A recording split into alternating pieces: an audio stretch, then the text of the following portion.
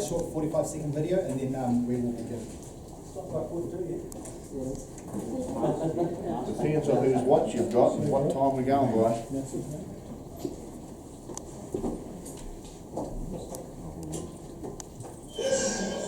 the moment we've all been waiting for. When I was a young boy, I always dreamed about being the world champion. This next fight is going to get me that much closer to fulfilling my dream.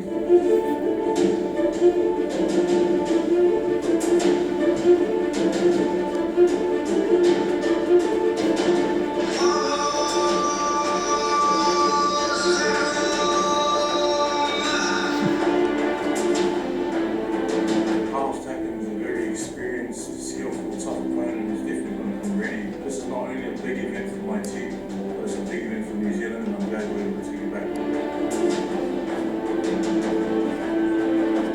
Ladies and gentlemen, welcome to a very special announcement for Duco events. Look, we've had 3 really big weeks. We thought a couple of weeks ago that it was a big deal, what happened at the Nines, and then we got the news that Joseph had gone to number 1 in the WBO, so we were pretty excited about that. But yesterday, Dean Lonergan received an email from the IBF, which is based in New Jersey, saying that they were ordering Joseph Parker to fight for the mandatory position in the IBF. And as you saw earlier in that little photo, Joseph is not currently ranked number 1 in the IBF. But by fighting for the mandatory position, what that means is if he wins his next fight against Carlos Takam, he will become the mandatory challenger to Charles Martin. Now, as you well know, Charles Martin is fighting Anthony Joshua in London on April 9. So, as the rules state, Martin must defend against the mandatory challenger by the 16th of January 2017. If Joshua was to win, he would have to defend within 9 months of winning the title. So we're looking at January the 9th, 2017. So Joseph Parker legitimately could be fighting for a world title if he can get past Carlos Takam by January next year. Now, to understand how the rankings work and where we're at, the best person to talk to is our promoter, Dean Lonergan. If you could just come forward and just explain how it works with the IBF. We've been waiting a long time for this outcome. It's been in the wind now for probably 2 months. And I'll just stop for a second, they do want to stand there. oh, there you go. All right, we've been waiting for at least 2 to 3 months for the outcome of what just happened yesterday. And the reason is very simple, is that we were waiting on a guy called Erkin Tepper, which is this man here at number 3. Now, he fought a guy called David Price October, November last year. His A sample of drug test tested positive, and they needed to get a B sample back. That B sample got sent from a German lab and went to an American lab, and for whatever reason the tests and what have you were slow to come out. This all should have happened over a month ago, but yesterday I'm assuming that the test must have been positive from the American lab, and yesterday we got the email from the IBF. So what that effectively does, Erkin Tepper gets crossed off this list because he's disqualified. As you know, Anthony Joshua is fighting for the world title on April 9 at O2 Arena against Charles Martin. So that leaves Carlos Takam and our man Mr. Parker to fight for the IBF mandatory. This is a position that, you know, this is why we do this sport, is that so we can actually get to the top of the world, and we're absolutely guaranteed if Joseph can get past Carlos Takam, who is one tough customer. I think he's ranked number 13 on BoxRec. He's ranked in 3 of the major organisations, about top 5. This is a fight that the New Zealand media and New Zealand public have been screaming for us to have, and here it is today. And it's going to be a very tough fight. Now from here, we have to determine, 1, where the fight's going to be held. We have to enter into negotiations, which we started last night with Carlos Takam's promoters. We've got until March 11 to actually complete those negotiations. If we get close on March 11 and it's not quite done, they'll extend it. If we can't get the deal done, we'll go to a thing called a purse bid. And a purse bid just means whichever registered promoter with the IBF puts in the most amount of money will get the fight. So it's as simple as that. So this fight's 100% going to happen, and if Joseph can get past Carlos Takam, we'll be fighting for the world title inside 12 months. So one of the things that's important to realise as well is that we were originally going to be fighting on the 16th of April in Christchurch. That fight has now been postponed. You saw that we talked about May there. Potentially May is where it's at, and Dean, you could probably give a bit of detail on where we're looking at. Look, we'd like to have this fight in New Zealand, but it might turn out that that's not quite how it works out. We're only one side of the negotiation, and the promoters that we're dealing with. Obviously, boxing, as you know, is a global sport, and we bring in contenders from all over the world. Boxing, these guys are based in France. Carlos Takam comes from France. So looking forward to getting the negotiations done and finding out where we're going to fight. It's our preference. We're down here, and we'll be working hard to get it down here.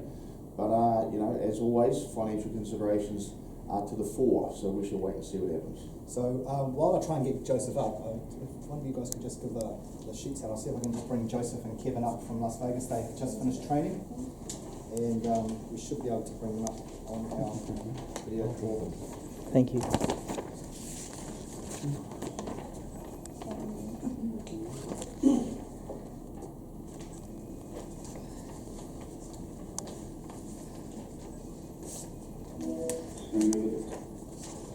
So Craig, hold on.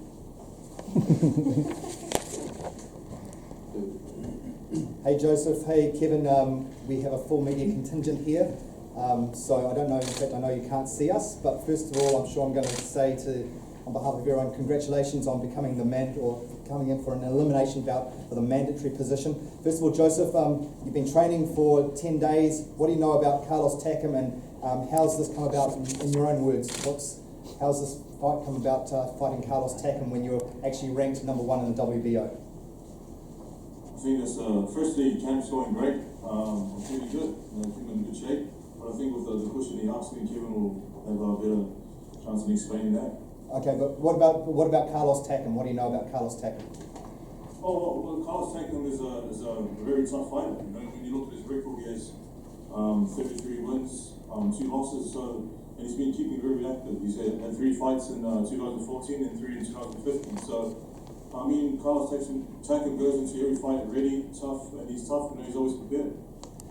Kevin, originally we were going to fight in April. Now the feeling is hopefully made because this is such a big fight. And your thoughts on this potential bout against Takam? Well, firstly, good afternoon, everyone. Look, this is a great day for us. I'm really excited. We've worked very hard as a team for the last 3 years to get in this position. And it's a testament to Joe's hard work over those last 3 years, moving his way up the sanctioning bodies, up the rankings, and the work that's been done behind the scenes by our promoters, Duco Events, to give Joe this opportunity. It's a fight that I'm excited about. He may not show it, but Joe is so excited about this. We've spent the last 3 years preparing for this opportunity. Everybody who's watched Joe, his development has been very, very visible.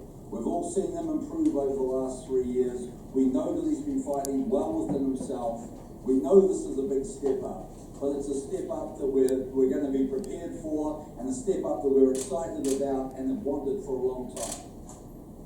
What I think I'll do is, because of the unique nature of this press conference, usually we do one-on-ones, but that may not be possible. If you guys want to ask some questions, hopefully they can hear you. Otherwise, I'll ask it from now. We'll just rattle through as many as you want. Silence. Come on, New Zealand media. Give us a couple of questions. Kevin, I don't know if you can hear me down the back, but how important would it be to take this fight in New Zealand for you guys? Okay, look, let me tell you this. This is a massive fight for Joseph Parker and his whole team. This is a massive fight for Duco Events, but this is also a massive fight for the country of New Zealand. This fight, the stakes for this fight are higher than any other fight that we've ever had in New Zealand. With this being an IBF World Title Eliminator, where the winner of this fight is guaranteed a heavyweight championship fight, makes this a history-making fight in New Zealand. It doesn't come any bigger unless we win the belt and bring it back to New Zealand. Biggest fight from a Kiwi point of view since Tua Lewis 15 years ago? And of course, Tua Lewis was a massive fight. It was the highest watched television show in New Zealand sporting history at that particular stage.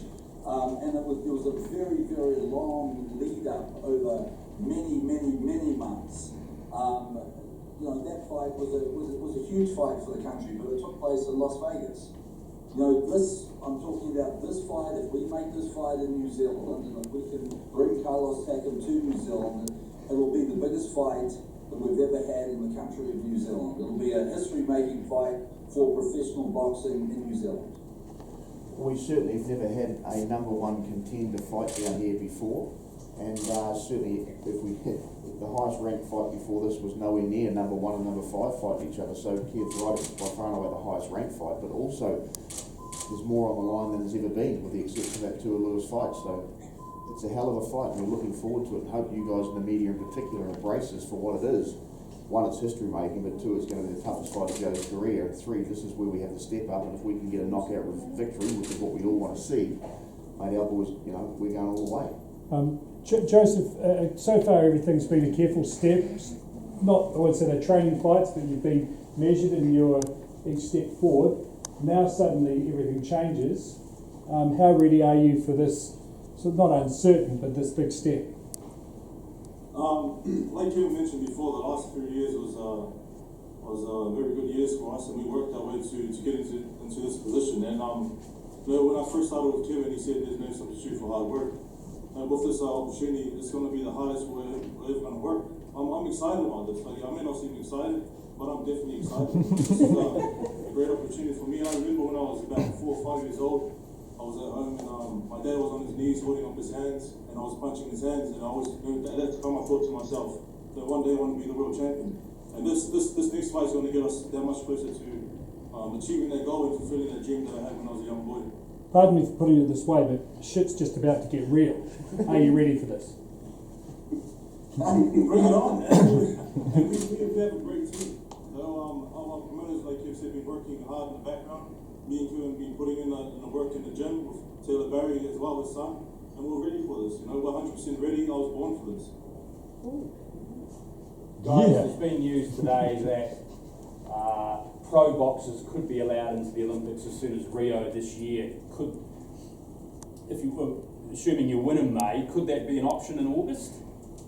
You know, that chapter of my life is gone. You know, I missed out on Olympics, so I went on a new chapter, and the only focus that we have now is to be the world champion, to hold that belt for a long time, and to be the best in the world.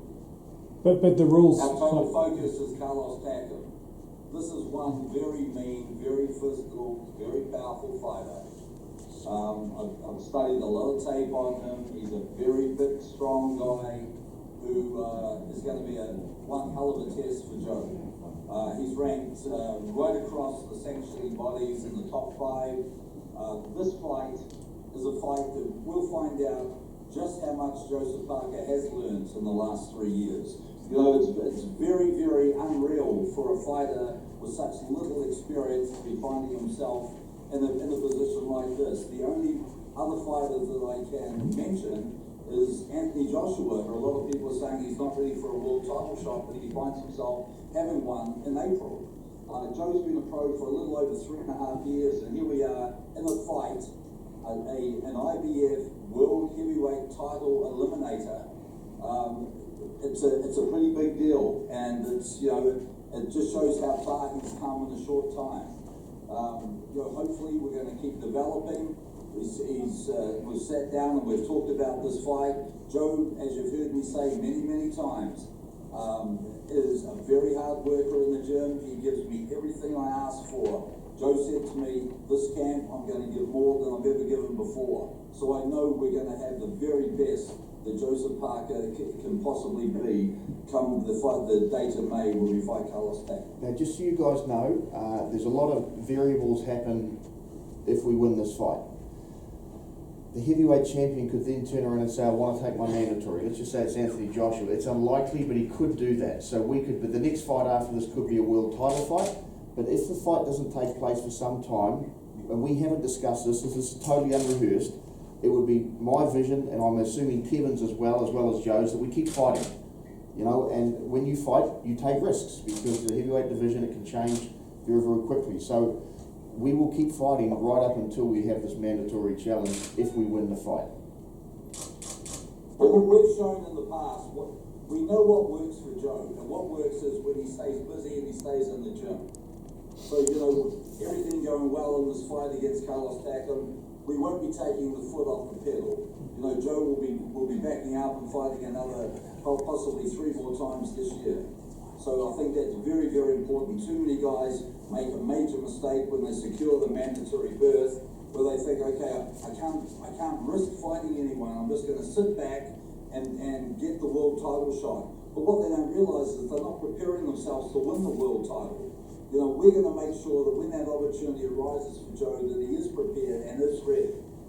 But we're going to get past Carlos Takam first, and this is going to be a really big ask. So we won't be looking past this fight because everything now hinges on it. So, you know, mistakes can be We made. didn't look past any fight, Mr. Lonergan. You know that. Very true, They look Mr. at Barry. one at a time. But this is, you know, this is everything now. And it's, like I said, it's a fight that New Zealand's been waiting for in terms of, if you're a sports fan, you want Joseph Parker to be tested, and you want to see how good he is. Well, this is a perfect opportunity. We think that he's going to take this very, very well. We think he's going to come out victorious, and we're going to move on to the world title. But it's a big step. If it goes to purse bid, what sort of figures are we talking? Who would know, Mr. Saville? That's for the purse bid to be dictated if we get that far. I'd like to think our negotiating skills will get us home well before that. Kevin, what do you see? Obviously, someone like Takam, pretty good chin and a very powerful puncher. What do you see as the main risks to fighting him or his threats? And how do you plan to fight him? Are you still going to try and knock him out, or do you try and outbox this guy? Well, I'll tell you what, I didn't hear the whole question, but I think you're asking me what I think of Takam and how we're going to fight him. You know, my whole game plan for Joe, as it is for most fights, is to win the fight. We know that Joe has tremendous boxing skills. Takam is a very physical, very aggressive fighter, and I think it's going to be very important that we can control the distance and you know, and win each round, one round at a time. You know, I see this being a very long fight. This is a fight that could very easily go 12 rounds. You know, I want Joe to control the distance and to use his superior skill, his hand speed, and his boxing ability to keep Takam on the outside, because I see if Takam closes and gets into the middle zone, it being a very difficult, very hard, very long night for Joe. So we'll be trying to implement these things in this training camp. Taylor, do you want to have a bit of a rest with your hand for a second? That'd be lovely.